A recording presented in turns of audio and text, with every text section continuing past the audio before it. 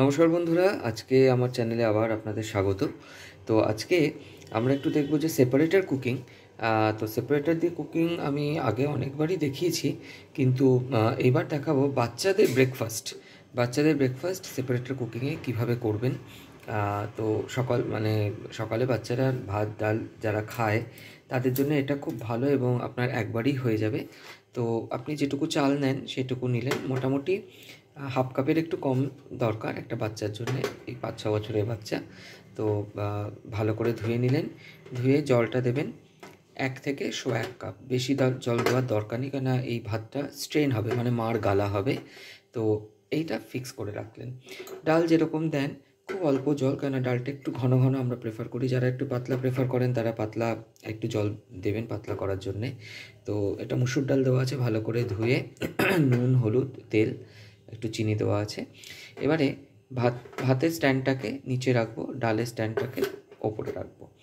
আর pressure কুকারে, এটা ওই 2 লিটারের প্রেশার কুকার, কিন্তু প্রেশার কুকারটা এমনভাবে নিয়েছি যাতে এই বাটির সেটটা পুরোটা ধরে যায় এবং ঢাকনা বন্ধ করতেও যেন কোনো অসুবিধা না হয়। ভেতরে গ্রিট দিয়েছি, গ্রিটটা আমার একদম ধোয়া আছে, আর ভালো জল দিয়েছি। তার কারণ হচ্ছে যে ভাতটা হয়ে গেলে এই জলটা দিয়েই ভাতের মাড়টা গালবো। হ্যাঁ, তার জন্যে ভালো জল দিয়েছি, বেসিনের জল দিইনি, এটা খাবার জল দিয়েছি। ঠিক আছে, এবার আমি কি করব, এই জিনিসটাকে টোটালটা ঢেকে দেবো। ঢেকে দিয়ে এই আমাদের একটা স্ট্যান্ড আছে, এই স্ট্যান্ডের মধ্যে টোটাল জিনিসটাকে আমি সেট করে দিচ্ছি। এইরকম স্ট্যান্ডে সেট করে দিলাম। ঠিক আছে, স্ট্যান্ডে যেই সেট হয়ে গেল, এই টোটাল জিনিসটাকে আমি ধরে এইখানে রেখে দিলাম। রেখে দিয়ে এইবারে আমি ঢাকনাটা বন্ধ করে দেবো, আর তারপরে আসছি।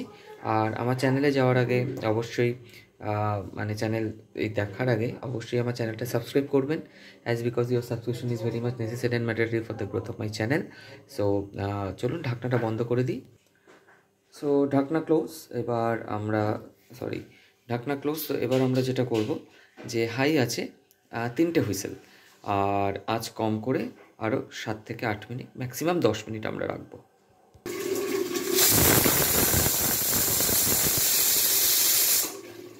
সো 3টে হুইসেল কমপ্লিট হয়ে গেল। আমি যদিও 3টে হুইসেল দেখাইনি। সো আমরা কি করব, গ্যাসটাকে কম করে দেবো, এইভাবে 10 মিনিট রাখবো। আচ্ছা, 10 মিনিটস ওভার, 10 মিনিট হয়ে গেছে। আমরা এবার কি করব, গ্যাসটাকে বাড়িয়ে দেব, আর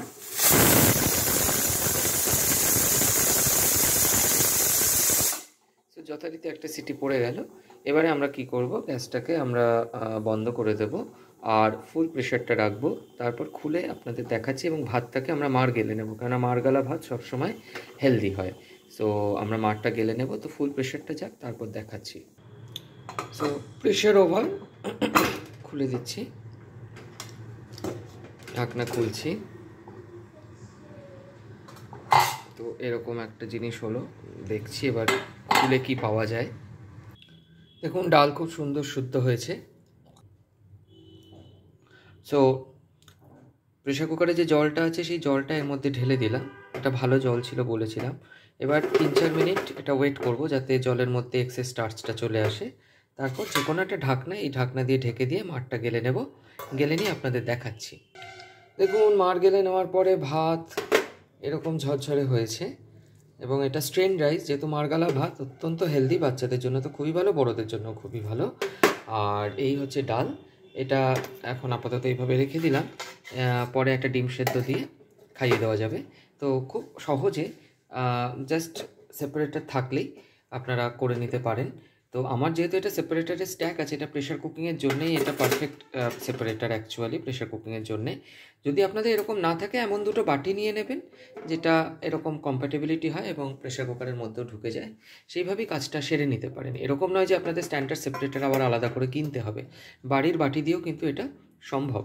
তো দেখুন কত সহজে ভাত আর ডাল সকালবেলা বাচ্চার ব্রেকফাস্টের জন্য হয়ে গেল, সাথে একটা ডিম সেদ্ধ বা আলু সেদ্ধ দিয়ে দেবেন।